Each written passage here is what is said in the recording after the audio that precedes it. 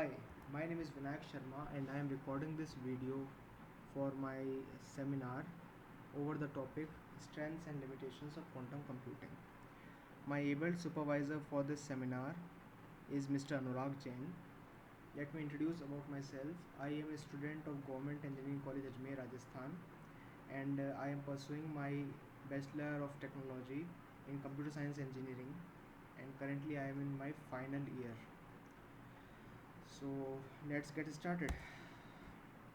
First of all, let's cover the objectives of the presentation.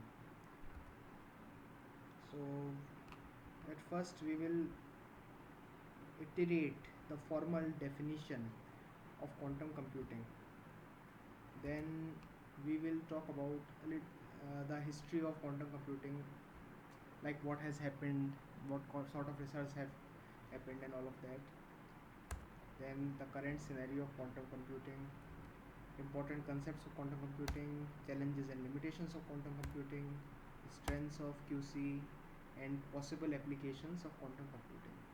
Here, mind this possible over here. We are saying possible applications and not just applications because quantum computing as of now is a research domain. There have been a lot of developments in this field, obviously, but there there is still a lack of some practical use quantum computer. Okay, so we cannot really be sure about what sort of applications there will be, so that's why possible. Okay, so formal definition. Okay, so this is the formal definition. First I will read it out and then we will try to understand it a bit. Quantum computing is a paradigm of computation that works on the principles of quantum mechanics and is expected to be exponentially faster than classical or Newtonian computers in certain applications like cryptography, simulation, etc. So let's break it down a bit. So it is obvious that it is a paradigm of computation and it works on the principles of quantum mechanics. Now, quantum mechanics and Newtonian mechanics, or quantum physics and Newtonian physics, are two classifications of understanding physics, or two different theories of understanding physics. Newtonian physics generally applies to large objects or objects which are at somewhat higher temperatures, while quantum mechanics is much more observable for particles that are very very small or are at very very small temperatures or very very cold. Okay, quantum mechanics is applicable for even the larger objects or for even high temperature objects, but its effects become negligible. So we mostly expect to see quantum effects for small and slash or cold particles. Okay, so the computers that we have used till now, which we call classical computers, are basically Newtonian computers because they try to exploit the Newtonian ideas. Okay, the classical idea, the ideas that work in the realm of Newtonian physics. But quantum computing dwells on quantum mechanics, as we shall see forth. Other than that, it's worth noting the certain applications here. I would like to point out, or I would like to clarify, or I would like to burst a particular myth that quantum computing can replace classical computers. It is not true. Quantum computing cannot replace classical computers. There are a number of reasons which we will discuss later on. As of now, it is worth understanding that quantum computers are designed just for certain applications. Okay, okay. Let's cover some of the history, some of the timeline. In 1982, Richard Feynman suggested that quantum mechanical phenomena could themselves be used to simulate a quantum system more efficiently than a naive simulation on a classical computer. So, if one does not already know, Richard Feynman is a famous quantum physicist. He was in fact awarded Nobel Prize in the field of physics for his contributions in quantum electrodynamics. And apart from being a very good physicist, he was a great teacher. He in fact devised something called Feynman diagrams, which can be used to explain complicated topics, complicated subjects in a very intuitive manner.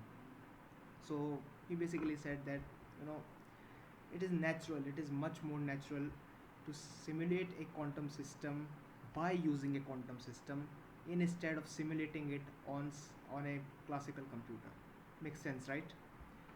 Okay, then in 1985, David Deutsch described first quantum Turing machine, showing that universal quantum computer is able to simulate any other quantum computer with at most a polynomial slowdown. So this is in a way an extension of classical Turing machine definition. That is what he did. Then in 1993, Bernstein and Vazirani showed that quantum computers could violate the extended Churchill thesis. So first of all, let me in brief tell what is Churchill-Turing thesis. Churchill-Turing thesis, extended Churchill-Turing thesis says that any computer in the world can only be can only be polynomially faster than the probabilistic Turing machine. This is what this particular extended Churchill thesis claims.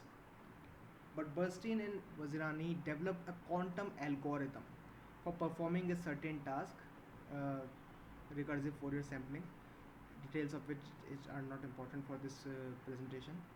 So they developed a quantum algorithm which was able to perform not polynomially better than the classical computer or the Turing machine model of classical computer. They were able to perform exponentially better than them. So that's why this particular thesis was violated by their development, by this particular development. Okay, then in 1994, Peter Shor. Now this is a very very important event in the history of quantum computing because this somewhat gave a boost in the research of this particular domain. Peter Shor developed a quantum algorithm for factoring large integers and solving discrete logarithms problem. So if anybody has gone through cryptography a bit, they will realize that discrete logarithms problem is a very important concept in cryptography because uh, discrete logarithms, it is difficult to find discrete logarithms for large numbers. For small numbers it can be computed fairly easily, but for large numbers it is very difficult to find discrete logs or find factors of large integers, at least on classical computers. And on classical computers, I guess it might take thousands of years or more than that to do this sort of computation. And based on this assumption that it takes a lot of time to compute discrete logarithms, a lot of cryptographic algorithms like RSA are designed based on this assumption. And based on this assumption, they claim that it is difficult, it is very very difficult to reverse engineer the cryptographic code. But Peter Shor uh, developed a quantum algorithm which could do this particular computation in polynomial time. Okay, in classical computers would need exponential time to do the same, but Peter Shor's quantum algorithm was able to do the same thing in polynomial time. And thus uh, it very well showed that if in future some quantum computer was developed that can run this particular algorithm, then it would be possible for it to break all the encryption algorithms that are based on discrete logarithms problem. So that is the significance of Peter Shor's algorithm. I would like to point something out here. These in 90s, this is just the timeline. 1993, 1994, these are just algorithms. Okay, at this point of time there was no quantum computer that could run those algorithms. These are just algorithms, and they were theoretically proven to be exponentially faster than the classical computing algorithms. They were not actually tested or run on a real quantum system or a real quantum computing system. Okay, so up until then, these developments are just theoretical in nature. They were not validated for large data set, for large computational conditions on a real quantum computing system. Okay. Similarly, in 1997, Love Grover also developed a quantum algorithm for unstructured search. And specialty of this particular algorithm was that its complexity was order square root n, whereas the complexity for a similar counterpart in classical computing is order n by 2. Again, these all algorithms were mathematically proven to be better than classical computers. They were not actually tested on a real uh, quantum computer to prove the claim. Anyways, let's move ahead. In 1998, so 1998 was the year when first ever quantum algorithm was demonstrated. So this was the first time when a quantum algorithm was demonstrated over any machine. It was tested over any machine. A machine that was used was nuclear magnetic resonance, 2001. Now this is a very important point in this timeline. IBM demonstrated Shor's algorithm, but mind that it was done for small numbers only. Okay, IBM demonstrated Shor's algorithm by developing a 7 qubit quantum computer. What is qubit? Don't worry about it. We will talk about it later. But the point to be noted here is this particular development was done for small numbers only. That is Shor number, Shor's algorithm, which can be used to find factors of very large numbers, to find discrete logarithms of very large numbers, uh, was not actually exploited to its full potential by this development. It was just done for small numbers only. So yes, it validated the algorithm, it validated the possibility or potential of quantum computers, but it was not done on a practical extent as of now, as of then. 2006. Okay, so an operational 12 qubit quantum system with minimum errors in quantum information was presented by Institute of Quantum Computing and Premier Institute of Theoretical Physics. Okay, so here one thing to be noted is this term minimum errors in quantum information. A very challenging part of developing or designing a quantum computer is minimizing the errors in the qubits. Okay, we will discuss about it later, but this is a very challenging part. Okay, uh, we will talk about it later. So we have covered some of the historical context. I would like to point out that the events that I covered in the previous slide or previous section are not at all comprehensive in nature. A lot has happened. I mean, a lot has happened in the domain of quantum computing since I guess 80s, and it is not possible for me to cover all of those important events, all of those powerful contributions by different scientists, by different groups of people in this particular presentation. So uh, the events that I have that I have covered in this presentation are just those which are relevant for this particular seminar. Okay, now let's talk about current scenario. So up until now we saw certain developments in the hardware side of quantum computing, like different hardware was developed and all of that. What about the software part? You know, we have also seen development in the software part. We have also seen some algorithms being developed, but what about the coding part of it? What about the coding aspect of it? Because for a particular kind of computing to be robust, it is important that there exists certain programming mediums, certain high level programming mediums to, you know, to propagate the technology. So yes, a number of APIs are available to write quantum programs which can be run on quantum simulators or on quantum machines via cloud access.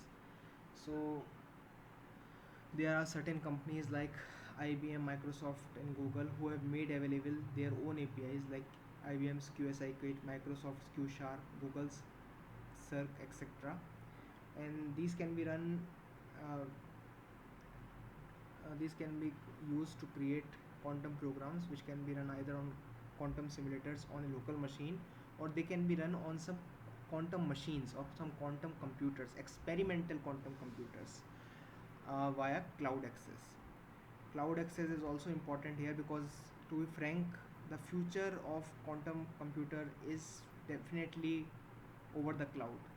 It is not possible to bring home a quantum computer, because quantum computers are very sensitive to noise, they are very sensitive to temperature.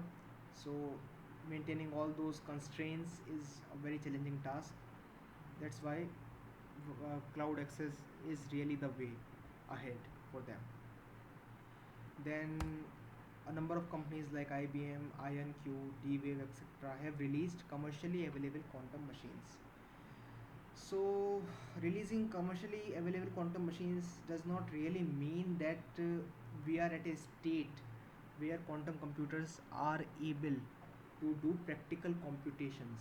It does not really mean that. What it actually means is that it shows that it is commercially viable to produce quantum computers at a retail scale, at a production scale.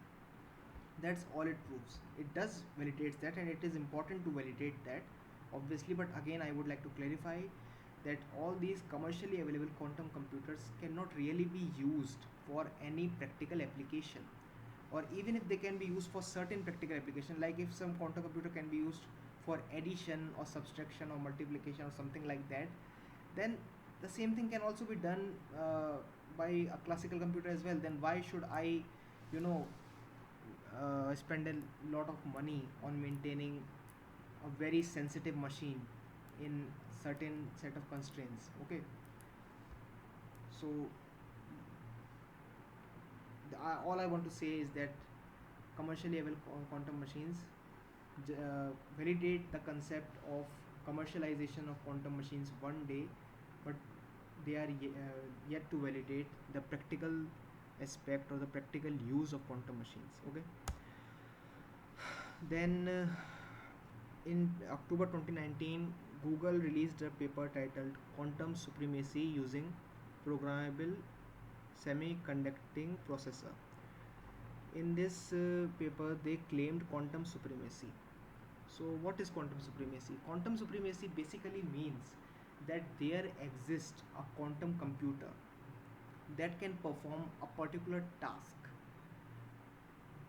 in a more efficient manner than a classical computer.